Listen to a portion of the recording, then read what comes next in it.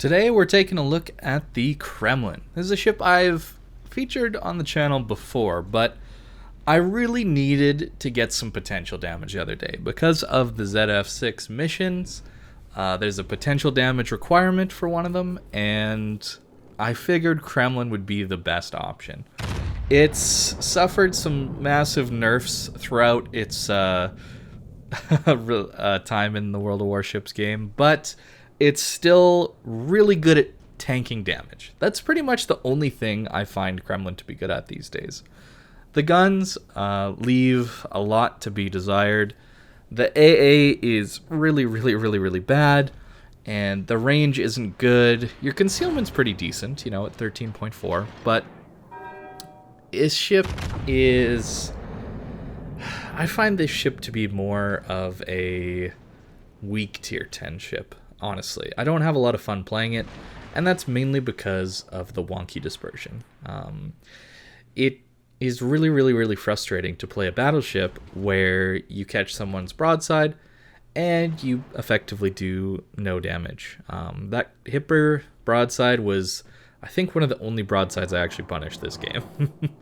And it was the first salvo, which was unfortunate. But on to tanking. If you have a mission like the one for the ZF6 where you need potential damage, this is how you go about it. You find, well, first of all, you need to get lucky, okay? You need your matchmaker to not include a CV. You need your matchmaker to not include a Thunder or a Conqueror. Maybe not even a Bourgogne, since a lot of people shoot HE out of that. You need your matchmaker to not include the majority of the tier 10 cruisers. You need your matchmaker to not include a lot of gunboat destroyers like Kleber, Marceau, Kaba, even Harugumo. You can see we have one of those this game. You need your matchmaker to be relatively balanced, and you really need to play bow in. That's the only thing you can really control.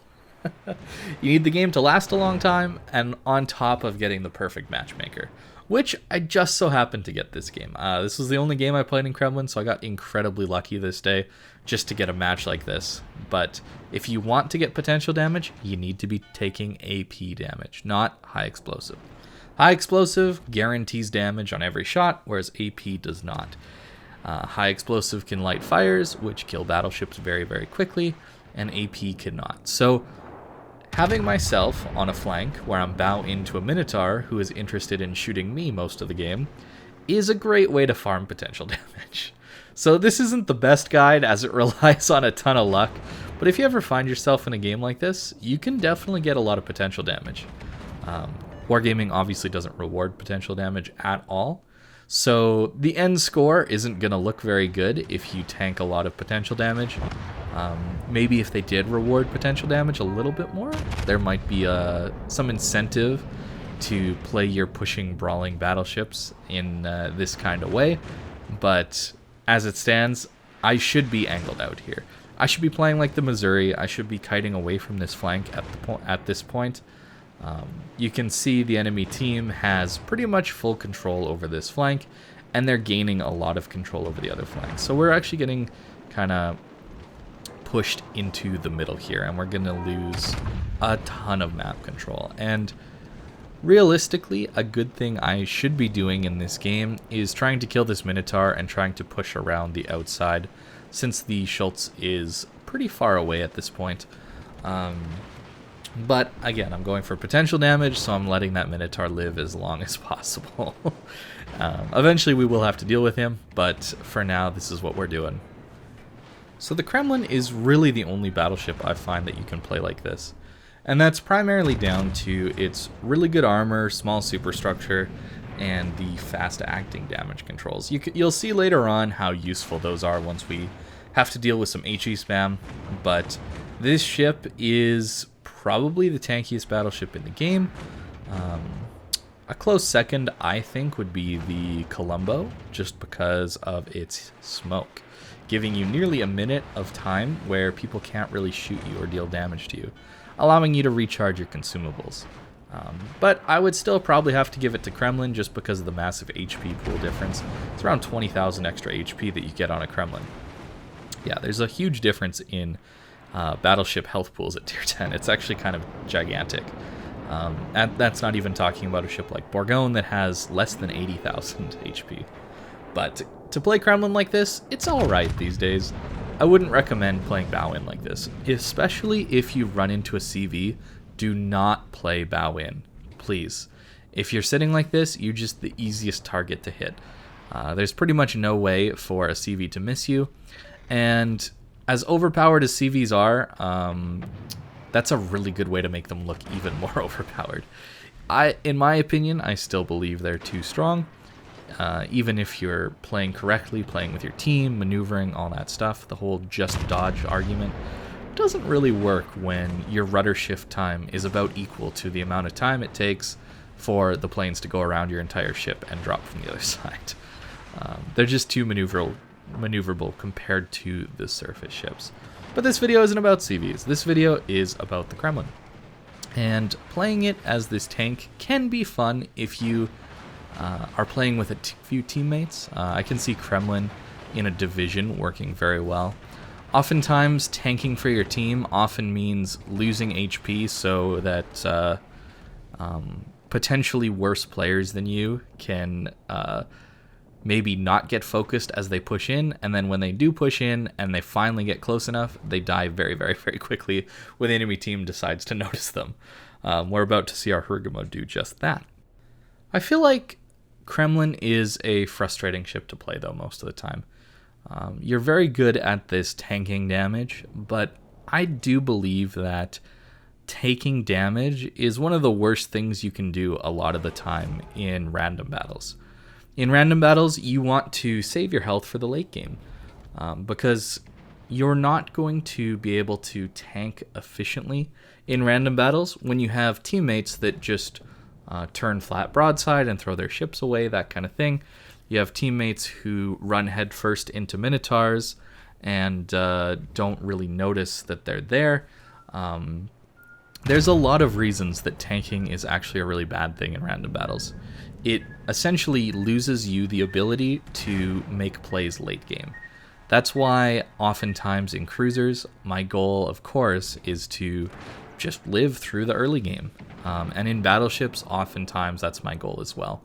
I don't want to throw my ship away. I don't want to lose too much HP to the point where I can't carry a game into the late game. And this game, I am still able to do that.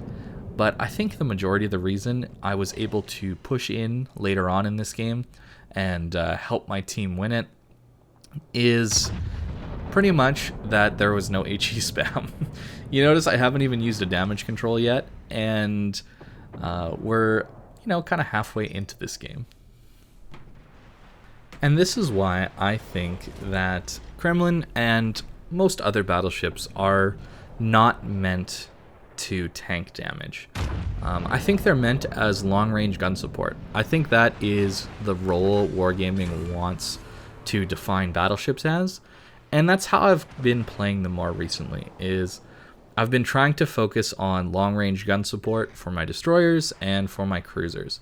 I'm trying to take as little damage as possible because these ships really aren't made to take damage that well, in my opinion. The fire's tick rate is just absolutely massive, and almost any ship can light you on fire at will, pretty much. Even little destroyer guns light up so many fires these days. Playing ships like Kleber or Marceau, or even ships like Daring, Vampire, Holland, Smoland, these ships have a very high fire rate and a decent fire chance, to the point where they're almost guaranteed after 10 to 15 seconds of shooting at you, they're going to get a fire. And that's a lot of HP to lose, and often HP that you can't afford to lose if you want to help out in the late game. And yes, I know people are still under the impression that Battleship's role is to tank for their team, much like a standard maybe dungeon MMO raiding group is, right? You have your tank, you have your healer, you have DPS, that kind of thing.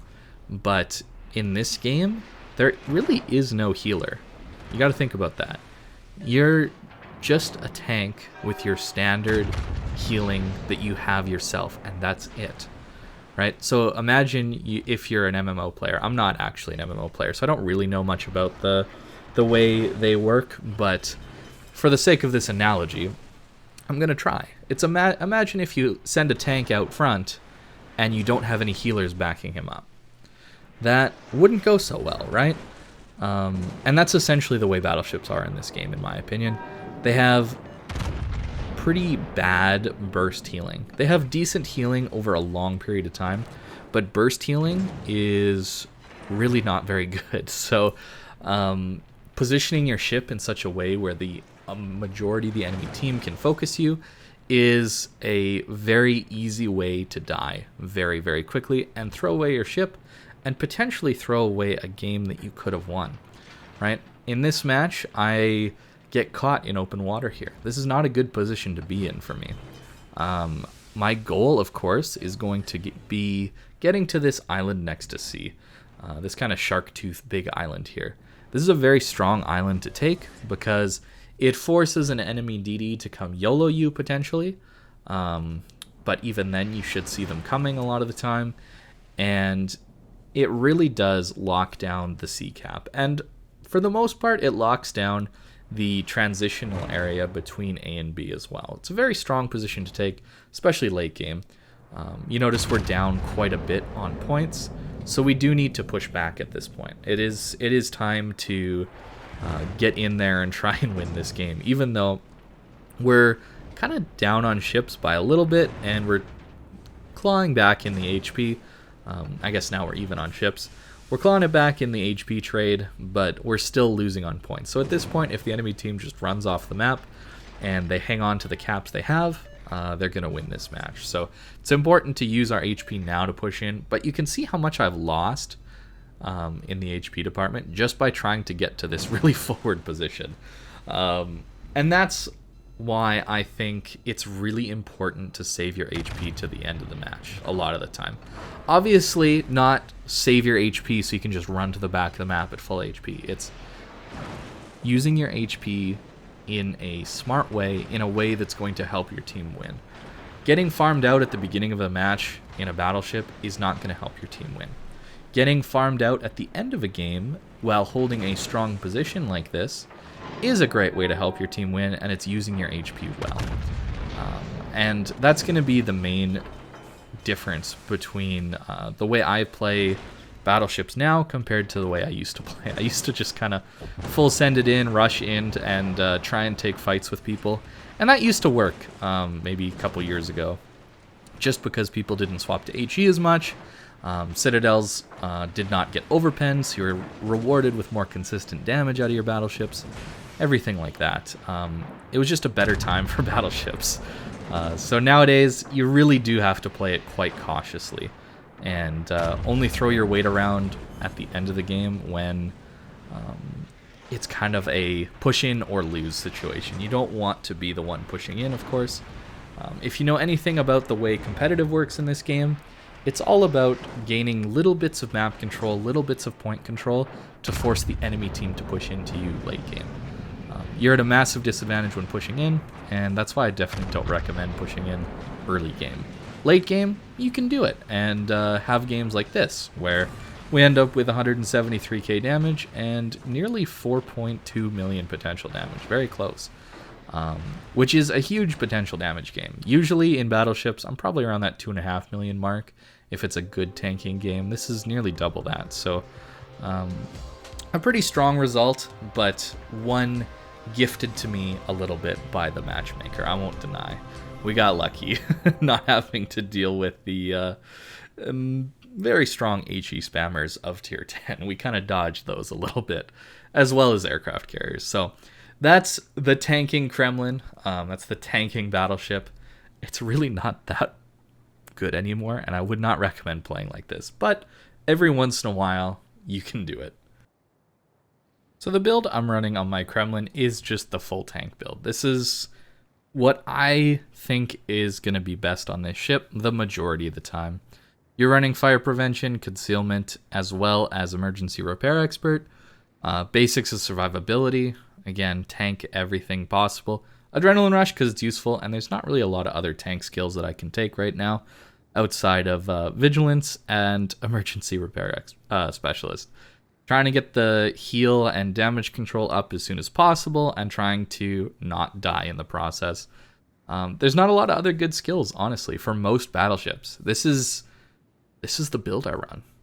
It's not very flashy, it's not very interesting, and it's not very diverse.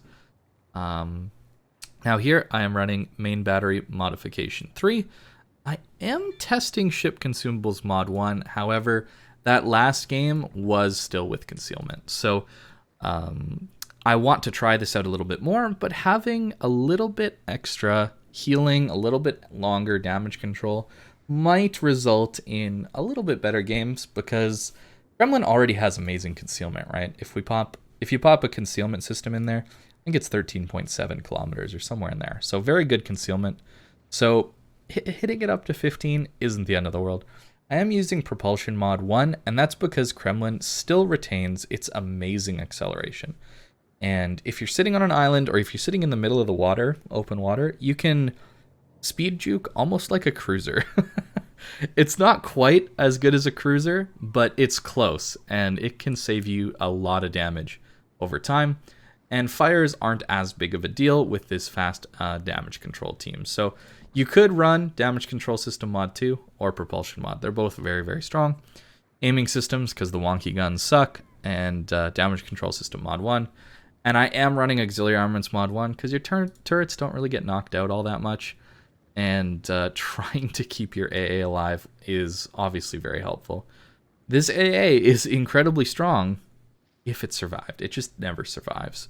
If you want a good example of Kremlin AA, but it actually lives, you have to play a ship like Slava, because it's basically the same AA, except the AA mounts actually have maybe double or triple the amount of HP that Kremlin has. So a bit of an unfortunate circumstance when CVs can just come kill you very quickly without any resistance, especially for a ship that is focused on close range brawling and tanking.